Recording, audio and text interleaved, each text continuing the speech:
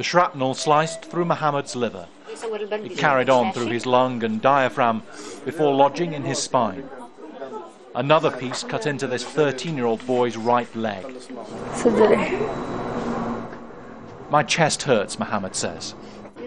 His petrified parents haven't left their son's bedside. Mohammed was wounded on the streets near Bethlehem in the West Bank during recent protests here.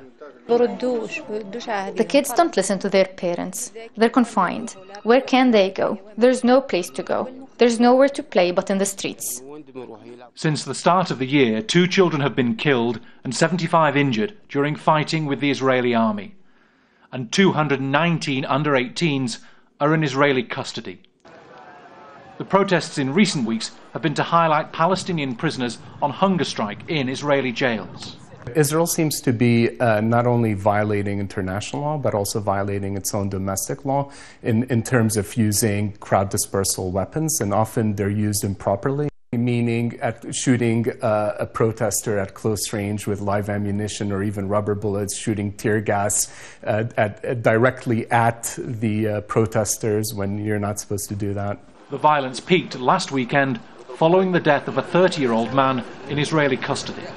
Witnesses have told us that Mohammed and a group of boys were standing around here some 30 minutes after the fighting had ended when something was fired from that Israeli guard post over there. Whatever was fired hit the ground, and it was the shrapnel that entered Mohammed's body, nearly killing him. When Mohammed was shot, the Israeli army says it was faced with an extremely violent riot involving 150 Palestinians. It says stones, firebombs and improvised grenades were thrown at their soldiers. The army says that the severity of the threat meant approval was given to fire a small caliber round towards the legs of a rioter who hurled the grenades. Shrapnel here located and Mohammed was 30 minutes from death, his surgeon says. Dr. Mahmoud Ibrahim says the wounds were caused by something fired at high velocity.